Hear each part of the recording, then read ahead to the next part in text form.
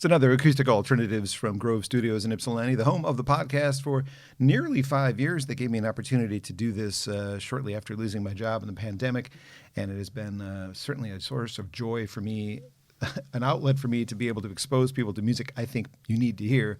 So if you're following me on Acoustic Alternatives, whether it's the YouTube video playlist I put out every week, the occasional podcast, and there's 3 coming up this month as soon as I get them all edited for you, or if you listen to me on Radio Cobra Detroit or Sonic Coast, 2 radio stations that let me do a show on their internet radio stations, thank you for your support. It's very much appreciated.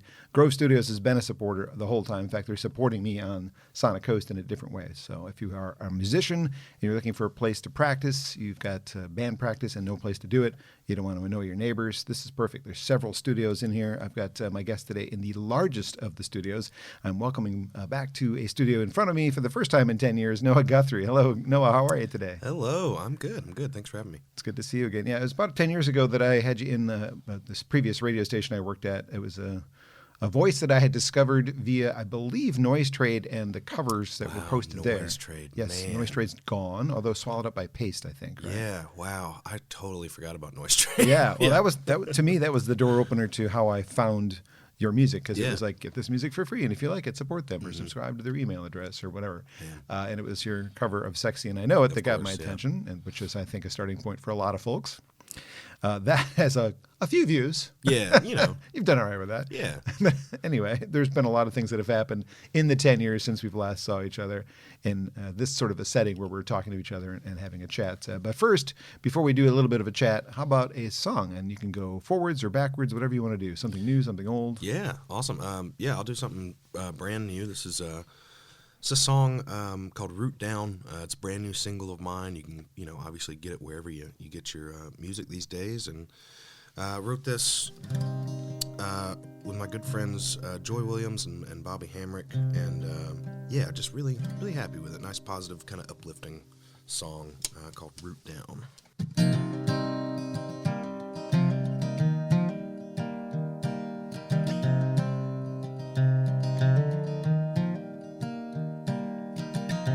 Every field painted with wild, wild flowers meets the kiss of wilting cold,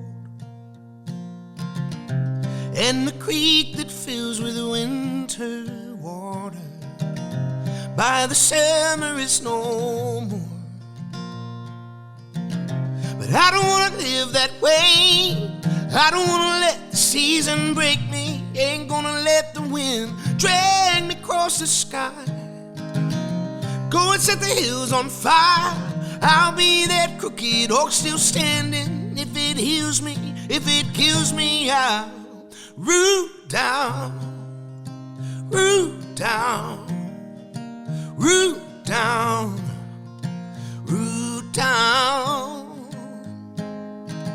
I hear a whisper over each new morning, telling me to hope again. I hear angels in the ashes singing, if you go without, go within. 'Cause I don't want to live that way. I don't want to let the season break me. Ain't gonna let the wind drag me across the sky. Go and set the hills on fire. I'll be that crooked oak still standing. If it heals me, if it kills me, I'll root down, root down, root down, root down.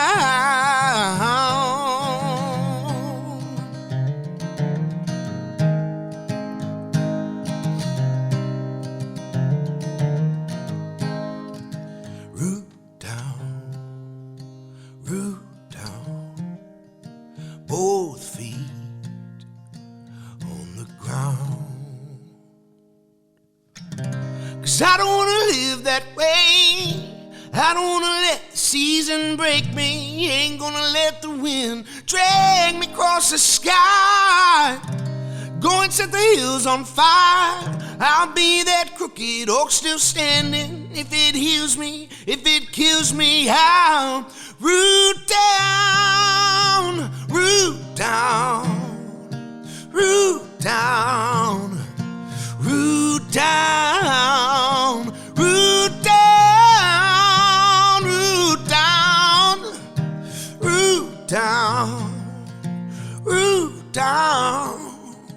root down, root down, root down, root down. Oh, yeah. That is really good. Root Down, brand new music from Noah Guthrie. And there are 3 previous records, by the way. There is the first one, which I'm going to hold up to the camera here, which is already autographed by you from our first visit. Wow. Well, we met that time. And then these other lovely 2 albums that are also still available some way, digitally or physically, I don't know. But this means with a new song, there might be a 4th one of these coming. I don't know if you're still going to go that route. You're going to do a CD or are you going to skip that? Well, I think so. I think it's funny, you know, as we tour and stuff, you know, you always want merch items and things, and I think people still ask us about CDs, even though it's, you know, I don't know many people that use them anymore, and obviously vinyl's having a resurgence, but working on an album right now, and I'd say it's probably we're 70% of the way there, I think, and so hoping to finish that up early this summer, and then start promoting and get it out later this year. It's exciting. I'm very excited. It'll be my fourth record, which is weird. It's weird to think about.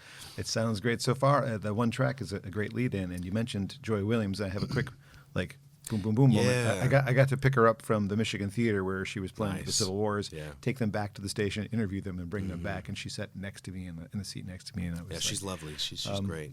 Yeah. Hi, Joy. Yeah. I'm sure you don't remember that if you're watching this, but no, she was great. It was always kind of a bucket list writing session, and it just kind of worked out of nowhere, really. And I'm really happy that it did. And, her and Bobby both were just absolutely great to work with. I'm not familiar with him, but I am. He's incredible. I know how to use Google, so I'm going to you find should look him up. He's responsible for a lot of really great work out there. Very cool. Well, I think Greer is still home. Greer, North Carolina. Yes, it is. Yeah, South Carolina. Yeah. South Carolina. Sorry, there's 2 of them. All good. Yeah, there are 2 Carolinas. I'm very close to North Carolina, so Sure. Yeah. It's not far from Asheville, right? Yeah, I think I'm like an hour south or an hour east, I guess. And they were devastated not too terribly long ago by a storm. Yeah, we were too. It was. It was. How long ago was that? That was. I guess that was. 4 or 5 months ago. 6 months now. Yeah. Can't even remember, but it was. I mean, I was without power for I think 9 or 10 days, and obviously Asheville got hit very, very hard, and they're still recovering. They just now opened up the major highway there, I-40, and we were driving up through it to get to this last show last night, and it was just, it's crazy how much of that road was washed away. I was thinking it was just like a little portion of it. It is like miles and miles of it is out. But yeah, it's, a very resilient territory. And people are just helping one another and kind of getting back on their feet when they can. So yeah, it's been an interesting ordeal the last couple months. Well, I'm glad you're okay. What was it like? What was it like growing up there? I mean, that's a different part of the world than where I grew up. I grew up in the suburb of Detroit, right? Yeah, so I'm very, very much a city boy. Yeah, no. Well, I mean, it's funny. I wouldn't say I'm not as country as you can get, but I'm definitely not as city as you can get either. So I think I'm kind of on like the countryer version of the suburbs. But yeah, Greer is a little town in between 2 bigger cities, Greenville and Spartanburg. And it's one of the fastest growing areas in the country. And tons of, it's a big manufacturing hub, big, factory town. And, growing up, there wasn't a ton to do. Now there's quite a bit to do, actually. But yeah, it's always been, it's called the foothills because we're kind of at the bottom of the Blue Ridge Mountains there. Okay. And it's always just been a really beautiful place. And I think it's, when I was a kid and kind of growing up through high school and stuff, I always, you dream of leaving your town and getting out and, exploring and stuff. And I think, now that I've toured so much and I've seen a lot of the world and a lot of the country, and especially when the pandemic hit and I had a lot of time to kind of sit down and reconnect with my home, it's my favorite place to be. It's, nice. I really still, I call it home. It's where my family is, my friends are, and it's just a beautiful area. It's really, really nice. Did you get into trouble as a kid because there wasn't much to do? I mean, you can't say too much because your dad's across the room. Well, I don't know. I feel like I didn't, honestly. Not in any kind of big way. I was maybe a little too good of a boy. But, you know, it was... I've got an older brother, so I got into plenty, you know. Oh, sure. Yeah. I was the fourth of four, so I saw what they did wrong, and I didn't okay. repeat those Right. things. Like, Yeah. oh, don't do that. Lori got in trouble for that. I understand. Yeah, so being the youngest sometimes is an Yeah, it's a advantage. help sometimes, yeah. Well, at some point, well, you said Blue Ridge Mountain, and immediately the voice of John Denver was in my head. But Oh, yeah, of course. Did you take a lot of road trips as a kid? Did you have any idea that would be such a part of your life later? I mean, occasional road trips, yeah. I mean, the rest of my family lives in Alabama, so I grew up going down there and seeing them, and, you know, obviously little family vacays here and there. And I think things started picking up for me right out of high school with what I was doing on YouTube with the cover songs and the viral videos and stuff. And I really started touring, you know, quite early, about 17 or 18. And yeah, it was a lot at the time. And it was really cool, though, because I think that part of the reason I love my home so much now is that I did get to experience leaving it and you know, on more of a temporary status where you are coming home at the end of the day, but I'm going all over the place, you know, and I'm meeting new people and seeing new ways of life. And yeah, I think it really had an effect on me. So yeah, I've been touring since a young age, and have just kind of been in and out of a car or a van or anything for, you know, 10 hours at a time, and then playing the show and then getting back in and doing it again. More than half your Still job here is doing it. driving, Yeah, right? yeah, pretty much. Yeah. It's funny, you drive 10 or 12 hours to play an hour or an hour and a half, you know, and then it's on to the next. So yeah, it's funny. People don't talk about that when they think about a career in music, Yeah, right? It's a weird life. It is. It's a strange life, and I think a lot of people who don't, you know, understand how it works or just or you know, again, just aren't in that lifestyle.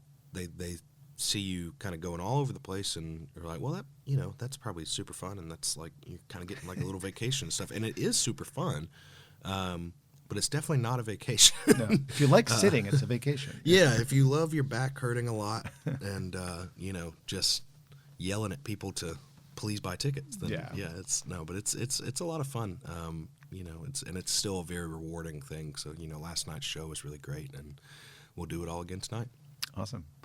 When you were younger, if I remember correctly, younger than you are now, Sure. there was a blues covers band that you were in, right? Is that correct? Yeah, it was kind of, we did a lot of, we did covers and stuff, but we also did a lot of original stuff. Yeah, I was in a band that originally was called Say When, which was a take on the movie Tombstone. Have you ever seen Tombstone? I don't remember. Val Kilmer and Kurt Russell and stuff. Anyway, think so. Old Western.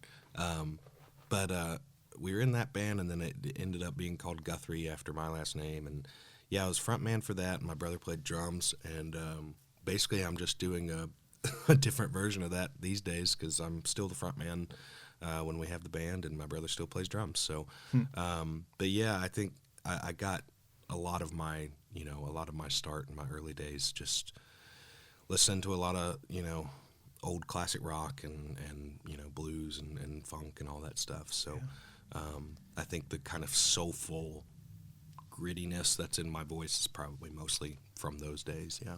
Well, people who are just hearing you for the first time on my podcast, A, welcome. B, the records I held up for you to see, those are rock records. They're not like a singer-songwriter folky thing, right? Mm-hmm. So that's what I need people to know as well. Like if you're a fan of rock music and you're hearing this voice, combine the two. Yeah, they're kind of, I think the third one probably gets more, you know, Americana country than the other ones do. But yeah, I mean, you know, when we do the full band thing, it's kind of a rock show. And then when I'm doing the solo acoustic stuff, it is much more like folky Americana stuff. Do you have favorite parts of the country since you've seen way more of it than I have? Man, favorite parts. Honestly, I really do like all of them for their differences. But I do really like the Midwest, to be honest. I think the people are extremely nice.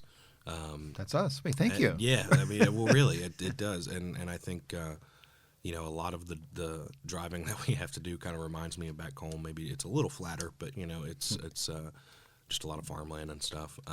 But also, I love the Northeast. We were just up in the Northeast for, I guess, 2 weeks or so, and it was really snowy, but it was really nice. And I think the driving's a lot easier up there as far as the towns are very close together. Yeah. But yeah, I think I don't know if I could pick a real favorite. Okay. Yeah, I think I really do enjoy all of them again for their different attitudes and cultures. Upper, Lower Michigan in the fall. Have you done that yet? It's beautiful. I believe we have. I'm bad with knowing where I am on the map still sometimes, so I'm not sure if I was. We've done this to you, right? So this is where you are. Right, nice. Upper, Lower Michigan in the fall up here, really nice. Gotcha. Okay, cool. You can't do that in your state. No, not really. I lived in Florida for a little while, and I got in the habit. Well, I live over here. Yeah, gosh, yeah. And Florida is one of those, you don't realize how big Florida is until you're in there. And yeah, Florida is like 3 different states in one. And then there's Texas. But anyway. Yeah. So you got a lot of attention, as we mentioned, doing unique covers. When did you start writing your own stuff and singing them in front of people? I started writing stuff when I was, 14 or 15. Really? Yeah. And, Before the covers? Yeah, kind of at the same time.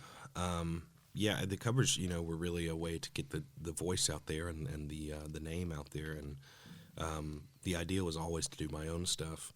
But yeah, I started writing when I was like 14 or so to, kind of combat the teenage angst in my little teenage heart. I did the same thing without a guitar. Yeah, of course. You got to somehow. So I started then, and just kind of fell in love with it, and again, it was always the idea to do my own stuff, so I just started doing that.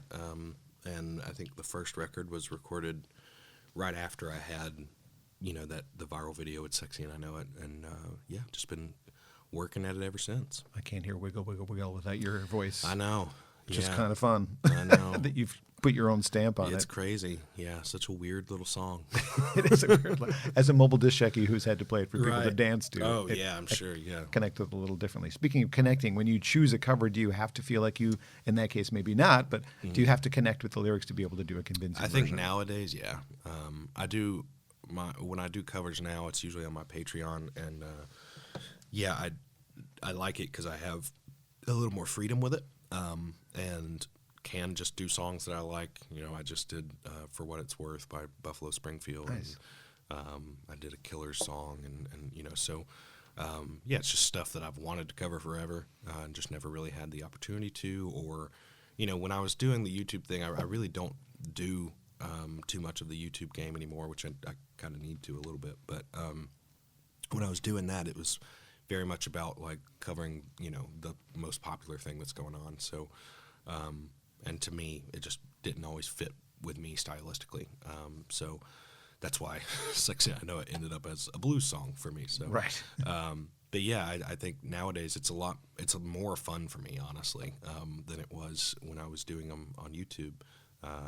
One, because it's songs that I get to choose and that I like, and I also get to like do a little bit more with them. They're not just acoustic covers anymore. I get to add a little, if I want some bass on something, I can put some bass on something. So yeah, it's nice. It's a good vibe. I really like having, I express myself through the original stuff, but I feel like when I can put my own twist on something that I love, it just feels like another way of expressing myself. So yeah. Is that even a process you could describe, like that reimagining of somebody else's melody on top of their lyrics? Do you have any training? Like, do you have a musical background? Like, did you take school? Not a ton. I mean, I did like a year of kind of classical training in high school. Okay. But I wouldn't, I wouldn't say that would really contributed to how I do covers and stuff. I think nowadays it's a lot quicker process than it used to be. Just because I have a better handle on my style and how I approach things. But usually, it's always started with either an acoustic guitar or just like a some kind of guitar in my hands and working through, the chords that I know to whatever song it is I'm covering. And then just kind of, for me, it ends up usually being kind of a broody kind of dark, mysterious take on, because that's just what I like. But yeah, I think it's just kind of running through it a few times and knowing, what works and what doesn't, and obviously trying to figure out how to use my kind of unique voice to tell the story in a different way, and give people what they want to hear, because people know me for my voice, and I like to kind of make that kind of front and center. It's a fantastic voice. It's what drew me in too. I appreciate it. Thank you. We'll get to this in a second, but it's one of those that I can't believe people don't. You should be filling bigger rooms. That's what I'm saying. So Noah Guthrie is my guest today on Acoustic Alternatives. We're here at Grove Studios. 3 albums out so far, some covers, EPs, and records that you can digitally download. New record on the way. Because I don't want to get into messy covers within the podcast, how about another original? Yeah, absolutely. I mean, I would love to hear a cover, but I don't want to have to worry about like the blockade by YouTube. Like, that's not your song. I totally get it. Yeah, so this next one, this is a song off of my album called Blue Wall, which is the most recent record. And it's a song called Only Light I Need.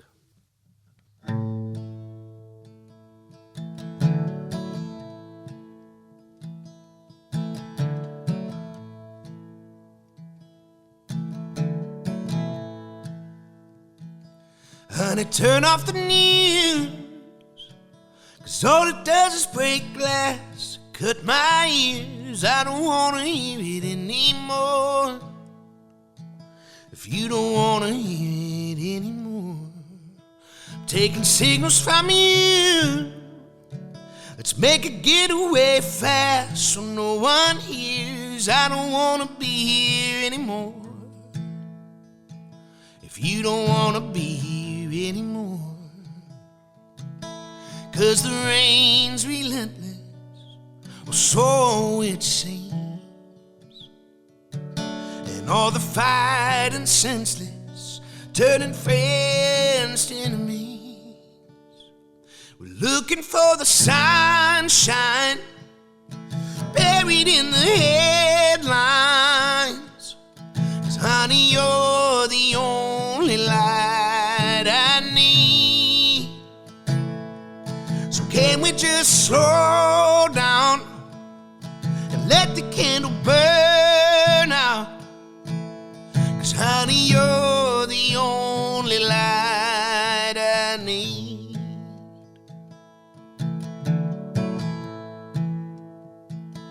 Baby, let's get lost. Just take a deep breath, close our eyes. We've been standing in the smoke so long, standing in the smoke so long, and the fire's relentless, or so it seems. Maybe these burning bridges are just setting us free. We're looking for the sunshine buried in the headlines, but honey, you're the only light I need. So can we just slow down and let the candle burn out? 'Cause honey, you're the only light I need.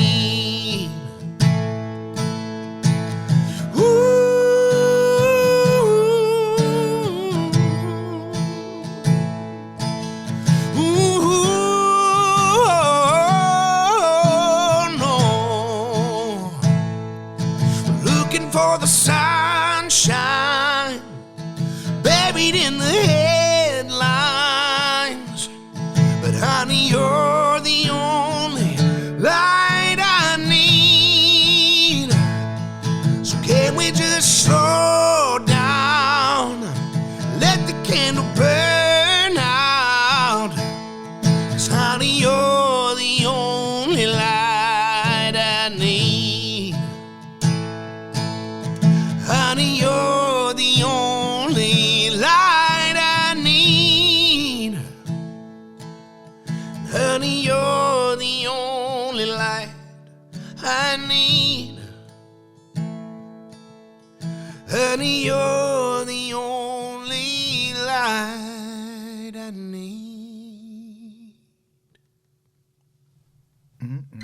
Do I need to be? I feel like I shouldn't be in the room with you.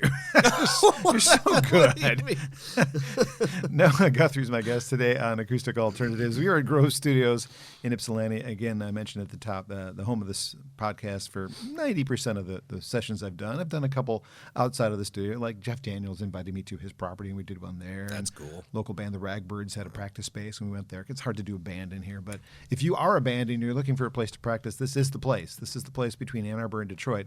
Perhaps, Noah, you're going to come and play a band show at the Arc, and you're like, damn, we didn't warm up. You could rent the space that we're in right now, or one of the smaller a cool rooms. Room. Yeah, it looks like it'd work great. Show you some of the other rooms if you want, but this is a place to get out of the garage and get into the studio. So thank you again to Grove Studios for being such excellent hosts of this podcast for the nearly 5 years of doing this. It was almost 5 years ago today that I was furloughed from the job that I was replacing. This was a replacement for. This is Sure, I had an outlet to do interviews and expose people to music I felt really needed to be heard. And a commercial radio station actually used to let me do that. So I had to find a way to do it myself. And that's what Acoustic Alternatives is. So thanks for doing that. It was a great version of that song. And again, reminder to people if they don't own these records. I mean, physically, digitally. Please own them. Please own them because they're great. I mean, let's try and think them in the cameras here. But Nice. Highly recommend. Highly recommend. So anyway, oops, bumping stuff. I don't think you're 40 yet, but I've been in the music industry. Thank God, no, I'm not. I've been in the music industry since 1985 in one form or another. So Okay. I got a job right out of high school in a record store, and it's been pretty much all music industry stuff since: record retail, record wholesale, and radio. Sure. So I've heard a lot of music. Yeah. And I've been in the industry when something like this might not happen because you would probably have needed to be on a label for me to have heard of you. Right. Yeah. So I'm trying to imagine like 1969 James Taylor emerging and it being the same situation where there's a really big playing field and a whole bunch of people are out there doing the same thing. How does James become James Taylor? Right. How do we ever hear him? And that's kind of the boat you're in. You're in this big sea of people with this huge ability for us to find you. The internet is expansive, and it seems unfair to me that you are not playing bigger rooms. I mean, this is not an insult. This is I don't get it. Have you figured this out yet? Have you figured out the industry and how, Oh, I mean, boy. the things you've done to get to, I don't know where you want to be, but where I think you should be. Yeah, I mean, I definitely wouldn't say I have it figured out. But, you know, I think it's kind of what you said. I mean, the internet is a wide, wide place. And nowadays, you know, it's the only real place to get heard. You know, obviously, I love playing shows, and I love, you know, kind of hitting the pavement and doing the old school thing. But social media and Spotify and, you know, all these huge streaming services and stuff are the place where people listen to music these days. So you do kind of have to find your own lane in these systems. And I think that I'm close. I think that I have a little bit of my own lane as far as, you know, I definitely have a fan base, and I have a lot of loyal fans and people who have stuck with me for a long time like you.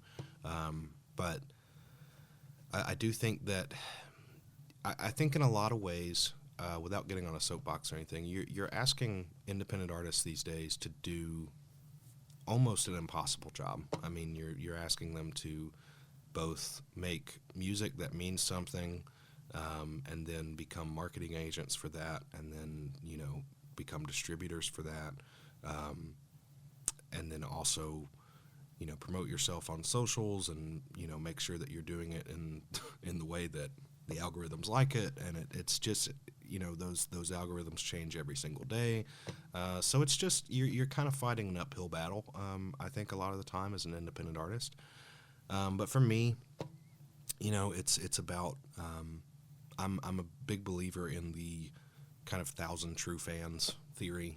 I don't need to be a household name to be successful.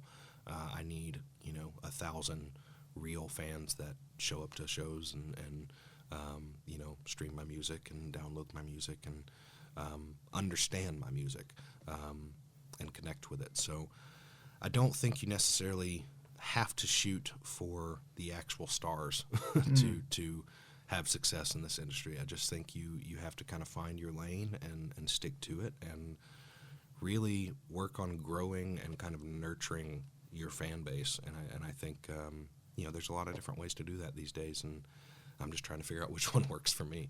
So yeah, it's a strange playing field we're all on.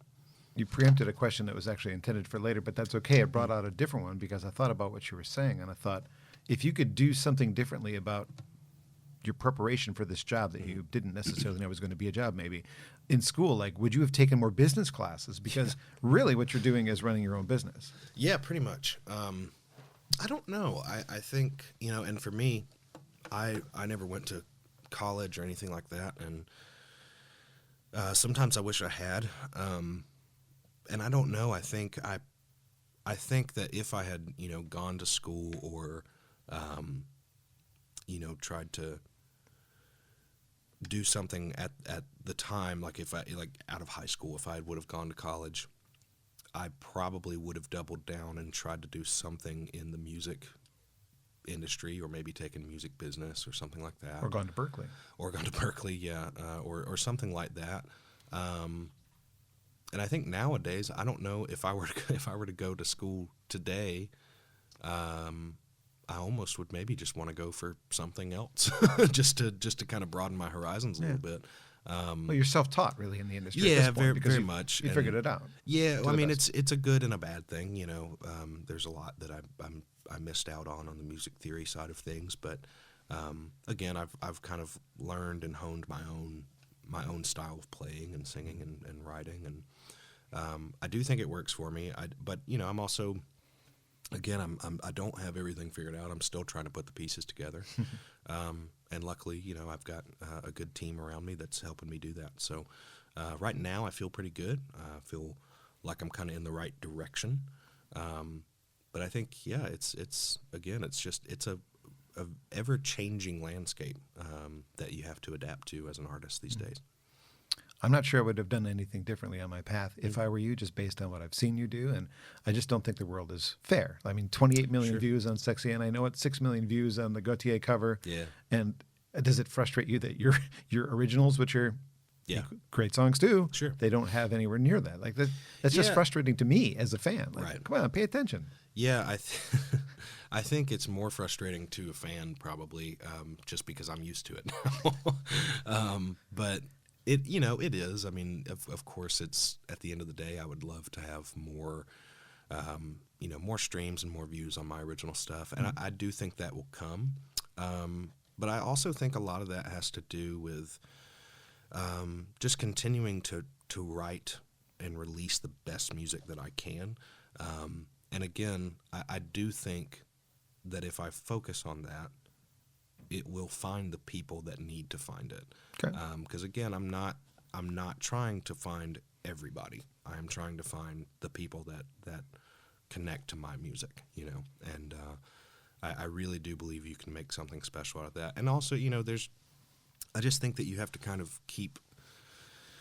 you have to find new ways to, as far when it comes to just brass tacks of stuff, when it comes to making money and stuff in this industry, it's harder and harder for independent artists to make money. And I think you do have to kind of turn to things like Patreon and more direct streams of revenue from your fans. Because, at the end of the day, do I want, like, obviously if the right record label or whatever came along and it was a good deal and made sense, I would absolutely entertain it, and I'm sure I could find a good home on a record label. But also, would I rather be funded by a record label with their own self-interest, or would I rather try to be funded by the people that literally have an interest in just me making good art and good music, They believe in you. Yeah, exactly. So trying to just kind of rethink things and continue to rethink things. I saw in another interview that you did, and it just coincidentally saw an interview, or actually it was just part of a DVD I was watching with Peter Mulvey, if you're familiar with Peter at all. Mm-hmm. There was a commonality that you both said, which was kind of weird because I was prepping for this, watching old things of yours, and then just randomly watching that. And you both said you learned about songwriting from doing covers. Like he would sit down and cover a whole album to become a better songwriter. Yeah. I never thought of that. I mean, I'm not a songwriter, but I just never thought, what a great way to learn. I mean, you pick up a lot, when you literally get a guitar in your hands and get the chords beneath your fingers. So, you learn, let's see, why did this song work?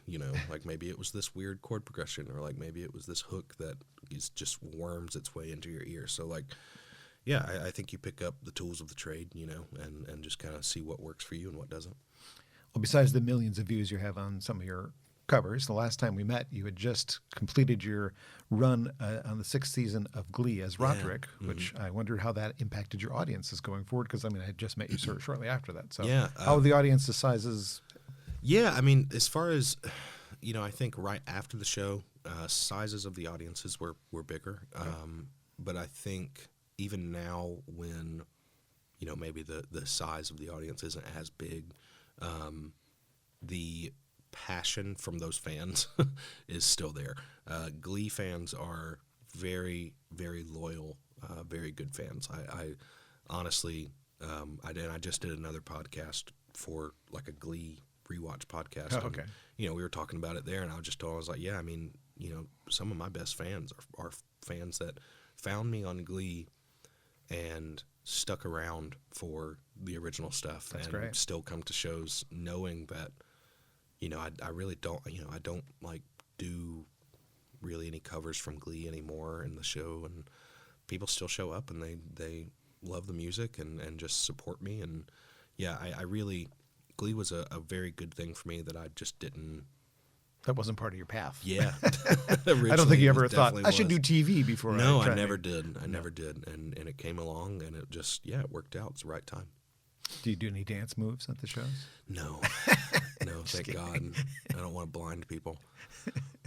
Well, I think any of my local fans, local music musicians from this area would love to have that kind of opportunity. Sure. Or even, you got America's Got Talent a couple years after, which to me felt a little weird. Like, you've already established yourself on this TV show, and then you're doing the talent show. Like, okay. Yeah. I'm not belittling you for doing No, it. I'm of just course. like, it doesn't seem like you would have needed to do that. Yeah, so I think that's kind of part of the industry that a lot of people don't understand, because after Glee, had a little shot in the arm from that and kind of started doing my own thing again, started touring and stuff. But, when you go on these shows or you have massive exposure on whether it's a show or a video or whatever it is, those things are flashes in the pan to some degree. And you can't really base your whole career off of it. And for me, when I got done with Glee, I moved back home. I wanted to go home. Los Angeles wasn't really the place for me at that time. You're not much of a city guy. I'm not. I really loved my time there, but yeah, I'm really not. I'm very much a kind of a slower paced person. And I moved home, and life happens. And I think for me, when America's Got Talent came around, it just felt like the right time to give it a shot, and you get little moments here and there, and when one comes knocking, then, you try and capitalize on it the way that you can. And I think I did, but I think if I were going to do it over, I would probably make sure that I had, like a full record ready to go as soon as I was like off of the show. Just because you really have to capitalize while momentum is there. And I think at the time I didn't quite have the right team around me. Didn't quite know where I was going musically, or, when the next project was going to come out. And yeah, I think I did it, and I'm happy I did it. But it was, I think that I could have capitalized on it, and maybe in another way. But yeah, you take opportunities as they come. And I think for someone like me who, again, I wasn't prepared to just move to Los Angeles and start just being in that scene forever. Sometimes just because you're on like a huge show or something doesn't mean that you're going to get the next huge show, or the next, the album's going to do great or whatever it is. That's just how life is. And for me, I think too, I don't write the kind of music I think that would have really, really benefited from whether it was Glee or America's Got Talent. I think it's very much a pop landscape, which is nothing wrong with it. That's just not really what I write. I write the more, Americana-leaning singer-songwriter stuff. So yeah, you just have to kind of, again, it goes back to finding the audience that works for you. You said a thing that really resonated with me because I've had a few people from the Michigan music scene that have been top 3 on The Voice. And again, you said about wish you had a record ready to go right afterwards, and none of them did. Yeah, and you so gotta there was have that, a plan. Hey, a lot of attention, and then you can use that as a way to book Sure. bigger shows, and that just kind of dwindles away after a while. So No, exactly. it's a weird thing. All right, you mentioned your. We're talking a little bit about songwriting. Who do you think is the greatest living songwriter that's not being recognized for their contributions right now? Oh my goodness. We all know the big ones like Joni Mitchell. Clearly, people know Joni, and that's not an unrecognized talent. I mean, you're working with Joy. Okay, great. That's cool. Are you doing that in Nashville? Are you driving up there to work? Yeah, I do. From time to time, I go out to Nashville and do some writing and stuff. Man, that's a good question. Let me think. When you're discovering music yourself, I guess where are you hearing that, and what really grabs you in that realm? I mean, you mentioned you did a Killers cover, but you also I did. mean, you're in different spectrums. Very much. Same here. I mean, I've got 18,000 CDs that are not all one genre. Yeah, I'm trying to think now, just because that's one of those questions that your mind just goes immediately blank when you need to think of something. Well, maybe there's somebody. Do you have a local music scene in Greer? Is there like? We do, but I'm kind of. I need to tie myself back into it a little more, just because I started out, kind of touring internationally and doing stuff like that, and yeah, I need to build that scene a little bit more for myself. But let me think. So I would say, who's someone that's not getting recognized the way they should? I would say. Well, maybe what are you listening to in the car on the way to your next gig? Oh my goodness, yeah. I mean, I listen to it, like you said, a good bit of everything. I would say Dylan LeBlanc is a huge influence these days. I think his record, the Coyote record, is one of the better records released in the last couple of years. And I'm not really sure what kind of acclaim it's gotten, but definitely not enough. So I would definitely say Dylan LeBlanc. I mean, I was introduced to his record by a friend of mine in the Netherlands named Thijs, and as soon as he sent it to me, I was hooked on it, and I've listened to it over and over and over. It's very it blends a lot of things. It's kind of got some like Fleetwood Mac vibes, and just the more like straight on singer-songwriter stuff. But yeah, it's top to bottom a fantastic record. I'll have to check that out. Thank you. Please do. I mean, my job is to turn people on to music. Yeah. So when somebody who is in the music industry says, check this out, that means a lot. Yeah, no, it really is. And I think it's had a lot of influence on my recent recordings and stuff too. So yeah, I think that's honestly probably the best answer I have for you right now is Dylan LeBlanc. Thank you. Yeah. Weird sidebar, because when I was doing research again to kind of dig a little deeper into your life, I didn't know you worked with Rick Beato at some point. Yeah. I see his videos all the time. Like, yeah, whoa. First record was cut with Rick. Yeah. I didn't pay attention to that apparently. Yeah, well, he wasn't a YouTube star when I when I worked with him. How'd you work with him? Yeah, I was. So he had produced a few records that I really loved back then by Need to Breathe, and I wanted to work with him, and I was just off that viral video and stuff, so it just all kind of worked out. And he's close. He was in Atlanta, and I drove down and started working with him, and then ended up meeting all my bandmates that way for the foreseeable future. And then he started doing the YouTube thing and just blew up because he has one of these brains that's just he's an excellent musician, excellent guy, excellent thinker. So yeah, it's it's so funny when I kind of see his trajectory now. It's just like it's insane. I came to him when I was a YouTube, sensation or whatever, and now he's like the biggest. He surpassed you a little bit. Yeah, absolutely. Yeah, no, I love it for him. He's doing awesome. I guess I need to look at my Need to Breathe CDs because I didn't know he had anything to do with those either. Yeah. They're one of my must-see bands. Oh yeah, absolutely. I love them live. Yeah, They're I think so he great. did like 2 or 3 of their records. Okay. But yeah, it was a lot of fun. He's a hoot. He's a character. fun sidebar for me, back when I was at the radio station in Ann Arbor, they were playing the Michigan Theater, which is mid-sized 2,000 seater. Sure. And I reached out to my friend at the record label and said, well, we've had them in before. Maybe could we get them in again? I'd really love to chat with them. He's like, well, how about something else? We haven't announced it yet, but the lead singer has a new project out. It hasn't been announced yet, but would you like to do the first interview? I'm like, yes. Yeah, cool. So I got to do the first Wilder Woods interview, and I couldn't air it. Yeah. Like I had to hold on to it for a month until they had the plan in place to get the singers. I was like, wow, that's awesome. That was a pretty cool. Yeah, honor. Wilder Woods is good. Yeah, it's well, good. Yeah, anything with Bear's voice. Sure. Give it to me. Oh yeah, of course. Bear singing in the bathroom, I'll take it. Yeah, of course. Speaking of great singers, Noah Guthrie's here. He's got 3 records and a 4th one on the way. I don't know if you want to try and squeeze in another new one if you're comfortable with that, but how about another song? Yeah, absolutely. Let's see here. Why don't we do? Is there a backstory behind whatever you're doing? Yeah. So I would probably do. If you want another new one, I can do. This is a song called "Choose to Love You."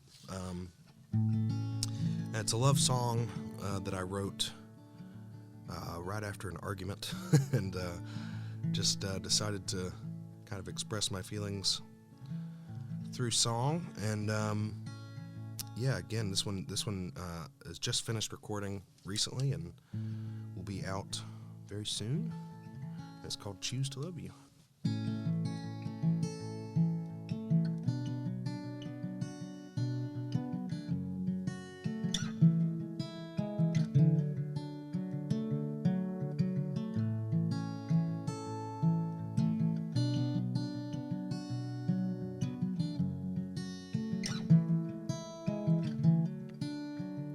I choose to love you every day. In our brightest moments, when the sun has burned away, I choose to love you like a fool. In the hardest of summers, when we both have lost our cool, as long as seasons change, you and I will be okay.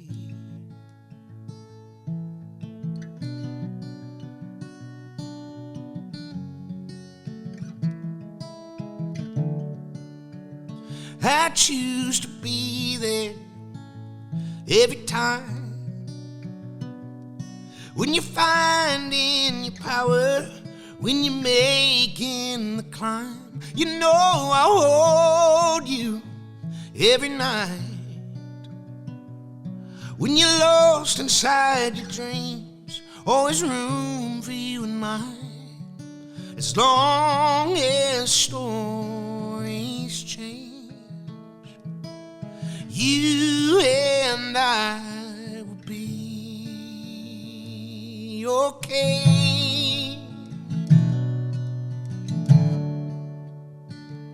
Okay,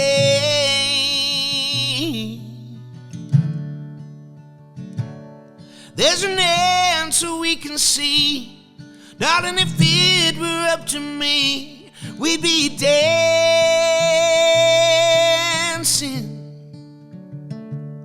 There's a fire inside of me, and tonight I believe in second chances.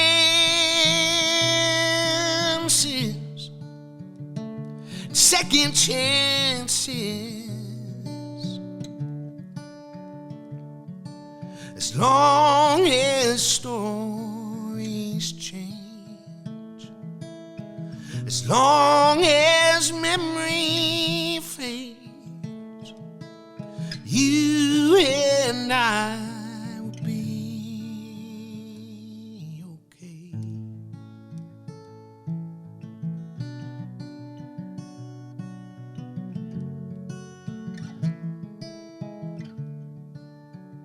I choose to love you until the end,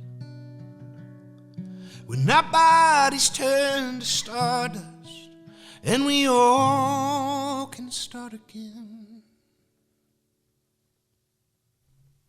That felt like a hug. Well, thanks. That was great.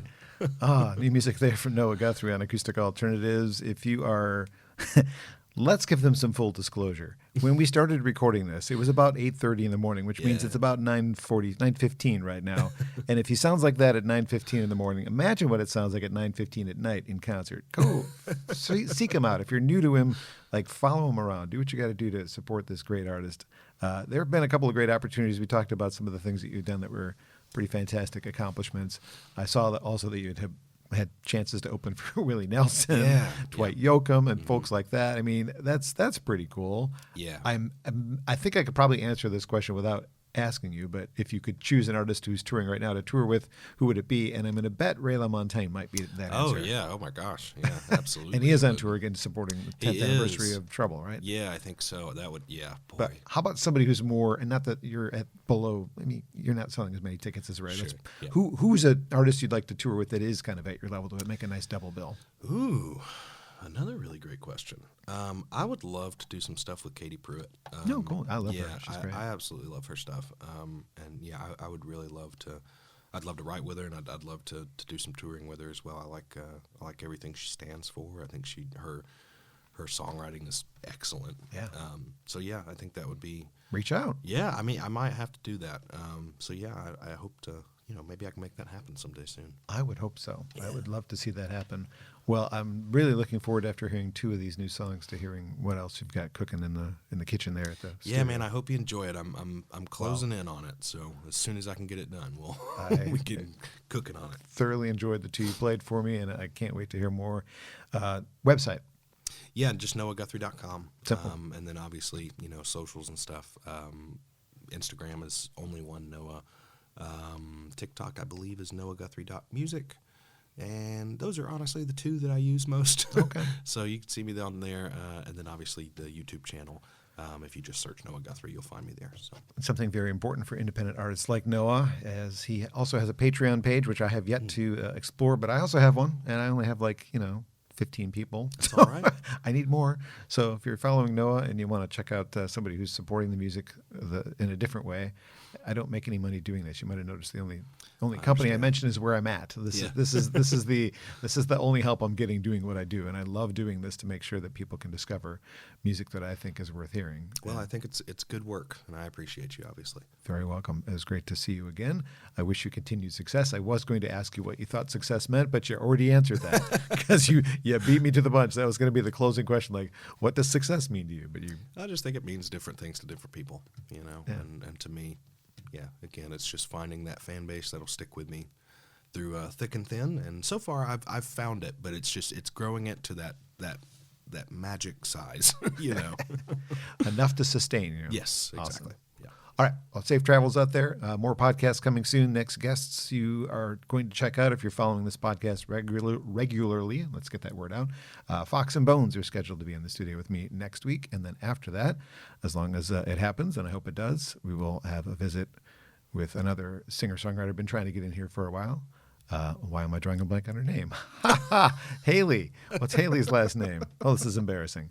You'll find out. Thanks for listening to the podcast. The magic of editing. Yes. Have a great week.